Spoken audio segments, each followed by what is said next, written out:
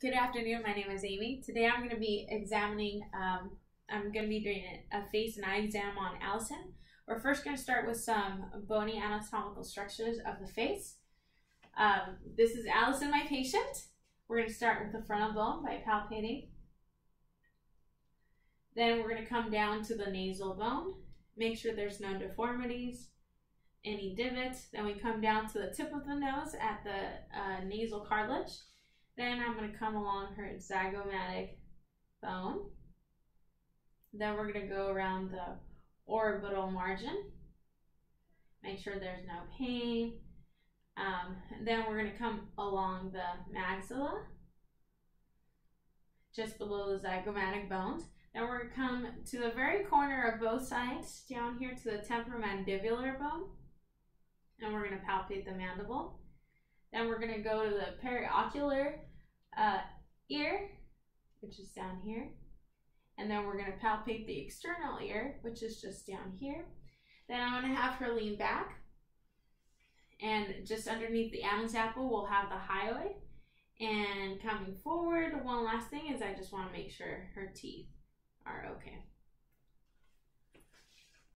Next, we're going to be doing some palpations or talking about some anatomical structures of the eye.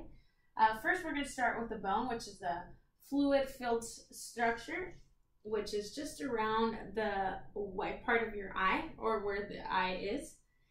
Next, we're going to be talking about the sclera, which is a white layering over the eye. Good. Next, we're going to be talking about the pupil, which is the central part of the eye right in the middle. Then we're going to be talking about the iris, which is usually the colored part. In this case, is the pigmented contractile tissue. Next, we have the conjunctiva, which is thick mucous membrane, which is both on the inner and the lateral sides of the eye. Usually when it's infected, we want to make sure when it's infected, we're looking for any redness, any pus-like or mucus coming out of the eye, and we're also looking for any irritation. Usually the irritation would be a sign of redness. Then we want the cornea, which is a clear lens just right on top of the iris, which is the anterior aspect of the eye. Next, we have the lens, which is a clear elastic structure that is located just behind the eye in front of the, or behind the eye, it's right behind the iris. And then we have the retina. The retina usually is located in the back of the eye. It contains nervous tissues. It looks, when looking inside, usually you want to examine the patient when they are dilated. You'll be looking for nerve tissues, veins. Yeah, you will be looking for the optic disc. You can look at the fovea, and then we'll make sure that there's no bleeding, any spots in back of the retina. And then also we want to look at the choroid, which is the outer layer of the retina.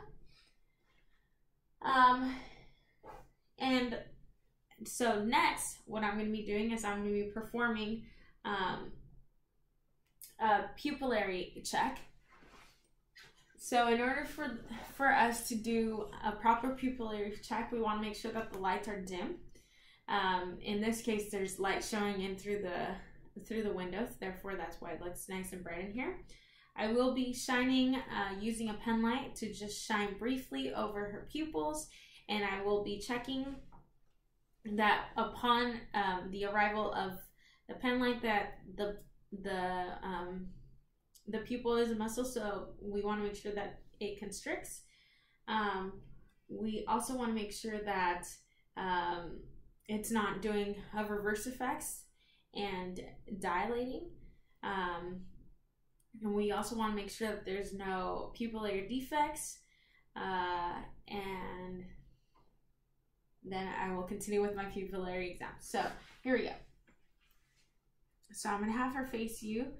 Usually what we want is I want her looking straight ahead. For video purposes, she's probably going to be looking towards your direction, but I'm going to give her where I want her to look.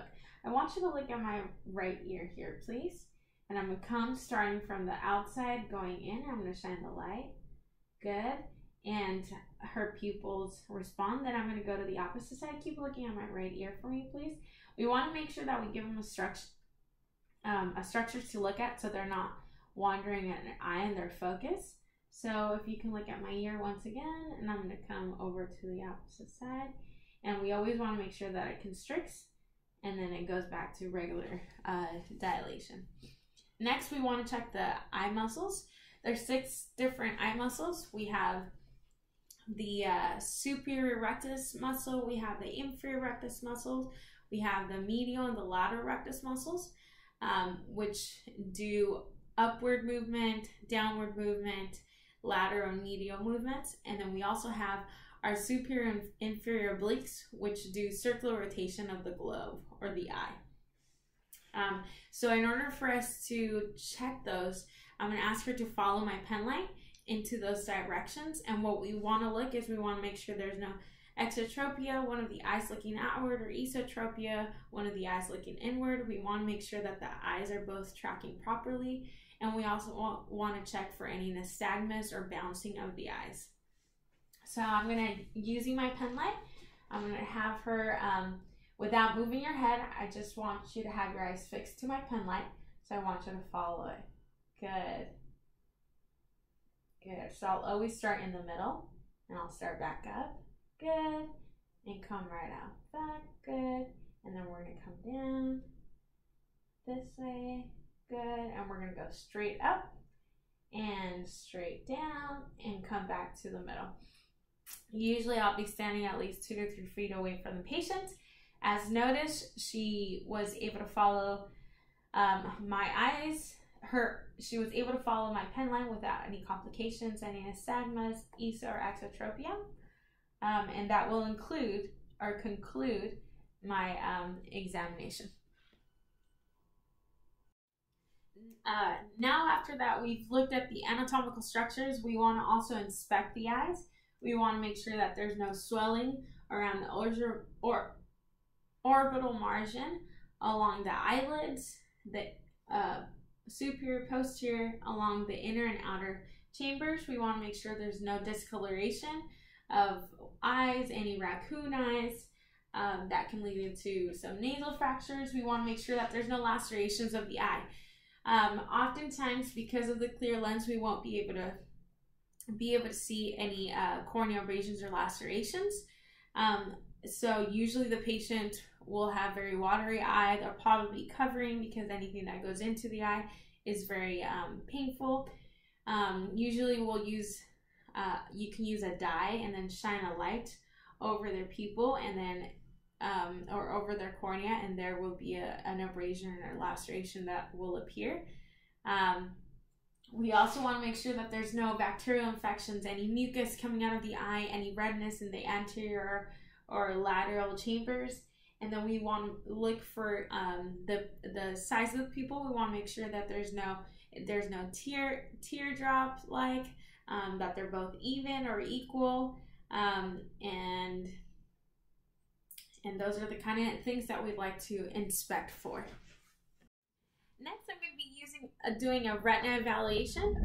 What I'm going to be using this is an ophthalmoscope. We will turn it on and there will be a light shining through.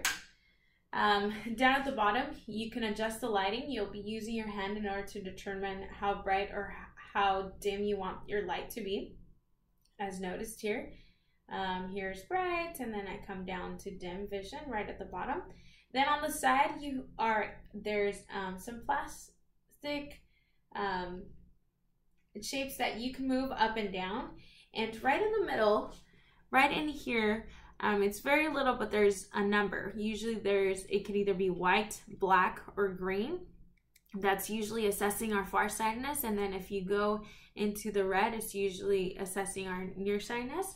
I will be determining a number by holding the light over my hand.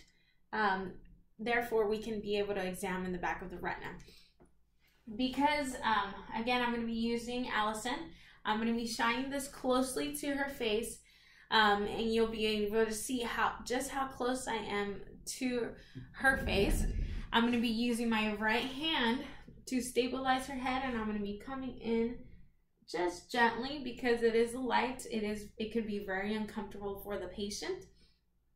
Oftentimes, unless this examination can be done with dim lightings and also dilating the pupil.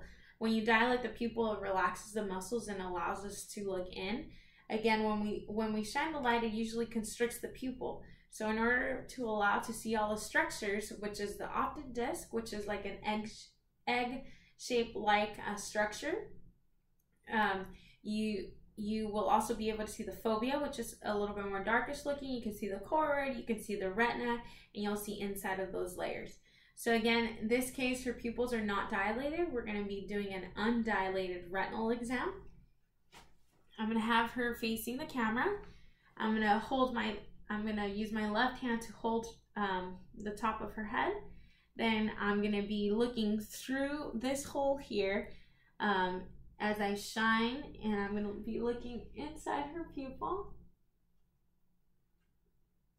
Good. And then I'll be able to see her optic disc. Good. And then sometimes, more often than less, you can see the fovea.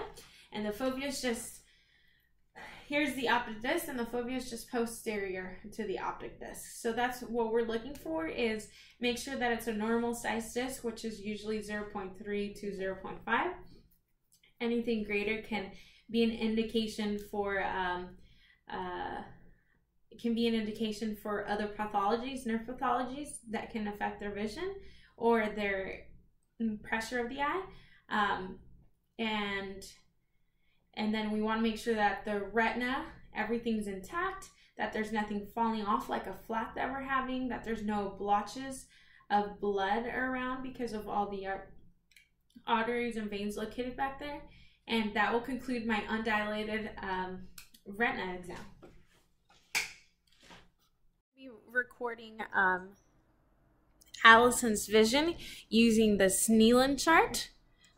As you see here, we first start with the large letters at the top, and the side numbers here tell us what a person can see, what a regular person can see at 20 feet. If they get E, they can see 200. So it would be determined as 20 over 200 feet. That's if that's the only thing the person can read.